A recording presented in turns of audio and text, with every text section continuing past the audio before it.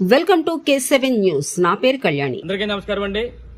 రేపు జగనన్న నర్సీపట్నం రాబోతున్నారు. ఏదైతే నిర్మాణాలు ఉందో కాలేజీ గానీ హాస్పిటల్ గానీ మరి పరిశీలన చేయడానికి రాబోతున్నారు. అంటే ఎంత దారుణం అంటే ఈ రోజు నర్సీపట్నంలో స్పీకర్ అయ్యన్న పాత్రుడు ఒత్తిడి మేరకు పోలీసులందరూ కూడా నిన్నటి నుంచి కూడా ఎన్నో మరి మా పార్టీ నాయకుల మీద ఆంక్షలు విధించడం జరుగుతుంది. మా పార్టీ నాయకులు ఇప్పటికే బెదిరించడం జరిగింది. ఇప్పటికే నోటీసులు ఇచ్చారు. పోలీస్ స్టేషన్ పిలిపించి కూడా వార్నింగ్లు ఇచ్చే కార్యక్రమం చేస్తున్నారు. ఇంకో పక్క ఏంటంటే ఎవరైతే మా నర్సీపట్నం నిధులు ఉన్నారో ఆటో యూనియన్ అందరితో మాట్లాడి ఆటోలు ఎవరు కూడా తీసుకెళ్లకూడదు ఈ మీటింగ్ అని చెప్పి పోలీసు వారు వాళ్ళకి కూడా డైరెక్షన్ ఇవ్వడం జరిగింది. దాంతోపాటు ముఖ్యంగా ఏదైతే మెడికల్ కాలేజీ మా హాస్పిటల్ నిర్మాణంలో ఉందో దానిపైన డ్రోన్లు వేసి మరి చుట్టుపక్కల మరి ప్రాంతంలో అంతా కూడా ఏ దారిలో ఉన్నాయి అన్ని దారుల్లో కూడా మరి కట్టడి చేసి ఒక్కరిని కూడా మరి రేపు జగనన్న ప్రోగ్రాం రాకుండా చేయాలనే ఉద్దేశం మీద అయ్యన్న పాత్రుడు ఆదేశాల మేరకు పోలీసులు ఎంతో ప్రయత్నం చేస్తున్నారు.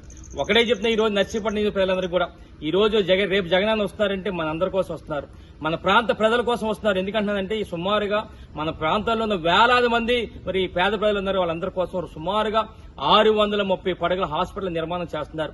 మన పేద ప్రజలు చేస్తుంటే ఈ రోజు ఈ కూటమి ప్రభుత్వం వచ్చిన తర్వాత వ్యాపారం పరంగా చేస్తూ వేరే వాళ్ళకి ప్రైవేటు వారికి దారాతం చేసి మన ప్రాంత ప్రజలందరూ కూడా ద్రోహం చేసే కార్యక్రమం చేస్తున్నారు. అందుకనే రేపు జగనన్న ఏదైతే దీని గురించి నిర్మాణంలో ఉన్న కాలేజీ గురించి వస్తున్నారు దీని తాలూకా నిరసన కూడా ఇక్కడ వ్యక్తం చేయడం జరుగుతుంది. అంతే ఒకటే చెప్తున్నా ఈ రోజు ప్రతి కార్యకర్త కూడా నాయకుడికి కూడా ప్రతి అభిమాని కూడా చెప్తున్నా ఒకటే, ఈ రోజు పోలీసులు ఎన్ని ఆంక్షలు పెట్టినా ఎన్ని కేసులు పెట్టినా సరే ప్రతి ఒక్కరు కూడా రేపు రావాలి.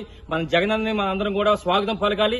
జగనన్న కార్యక్రమాన్ని విజయవంతం చేయాలని చెప్పి సందర్భంగా తెలియపరుస్తూ జై జగన్.